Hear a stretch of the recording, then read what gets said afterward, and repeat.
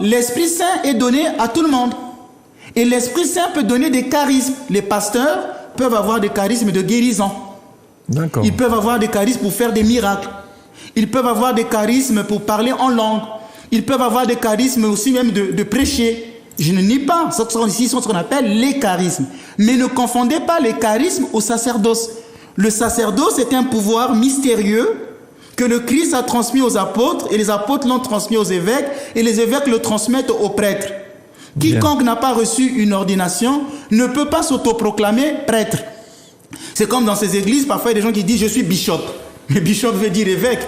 Au sens normalement, au sens théologique, ils ne sont pas des bishops ni des archevêques. Ce sont que des laïcs. Donc les pasteurs protestants, tous ces pasteurs sont des laïcs. Ce ne sont pas des prêtres. Et qu'il ne faut pas les confondre aux prêtres. S'ils bénissent de l'eau, s'ils bénissent de l'huile, du sel, la grâce ne peut pas descendre parce que pour faire cela, il faut avoir reçu le sacrement de l'ordre. Mais ils peuvent avoir un don de guérison. Ils peuvent avoir des dons de guérison. Mais Très tout bien. ce qui est sacrement, ils n'ont pas le pouvoir parce qu'ils n'ont pas le pouvoir sacerdotal. C'est pourquoi leur sainte scène, c'est simplement de l'impanation. C'est-à-dire que le pain reste du pain. C'est de l'impanation. Tandis que dans une messe catholique ou orthodoxe, quand le prêtre fait la consécration, le pain et le vin deviennent le corps et le sang du Christ en vertu du sacerdoce que le prêtre possède. Lorsqu'il va donner l'absolution des péchés, les péchés sont réellement pardonnés.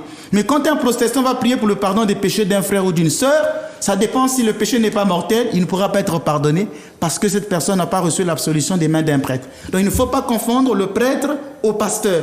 Le prêtre est un pasteur, mais le pasteur n'est pas un prêtre. Bien. Alors, avant de vous poser la question de comment se déroule l'ordination d'un prêtre,